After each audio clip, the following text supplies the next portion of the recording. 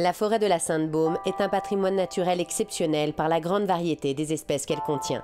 Chênes, hêtres, ifs ou encore pins sylvestres. Mais dans cette forêt millénaire, de nombreux arbres subissent les effets néfastes du changement climatique qui ne cesse de s'accélérer. Hausse des températures, baisse des précipitations, arrivée de nouveaux parasites. Ce phénomène touche l'ensemble des forêts françaises. Le hêtre, par exemple, pourrait être amené à disparaître dans quelques décennies d'une grande partie de l'Hexagone. L'Office national des forêts a alors lancé en 2011 le projet Giono, un projet innovant de migration assistée qui consiste à déplacer les espèces localement menacées par le réchauffement climatique pour les faire migrer au nord, vers des terres plus clémentes. Les chercheurs nous disaient qu'avec les réchauffements climatiques, ces forêts allaient être complètement rayées de la carte. Or, on avait des ressources génétiques très importantes dans ces zones et on a voulu les préserver.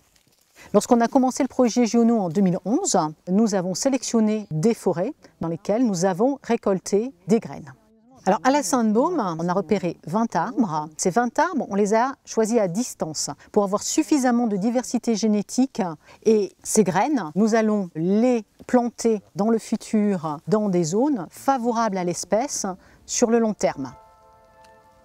La deuxième étape de cet exode climatique se poursuit dans un petit village de Loire-Atlantique. Direction la pépinière expérimentale de Guémené-Pinfo. C'est ici que les graines récoltées deviendront de jeunes pousses.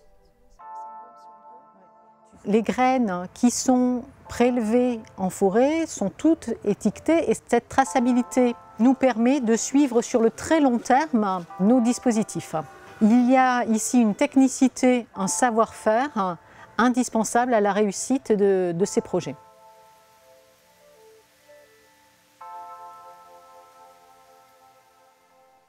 Nous entamons la dernière étape de ce périple. C'est à Verdun que ces jeunes pousses seront plantées.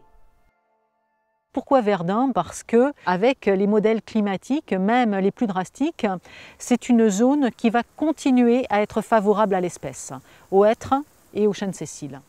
L'année dernière, à titre d'exemple, on a planté 4500 sapins, plus de 3000 chênes et hêtres, donc ça peut être assez vite conséquent.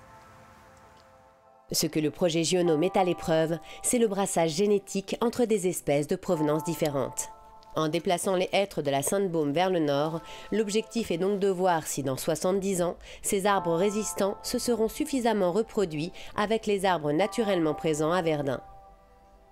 Si tel est bien le cas, ces derniers pourront à leur tour faire face à l'augmentation des températures. Le changement climatique, c'est quelque chose d'inéluctable.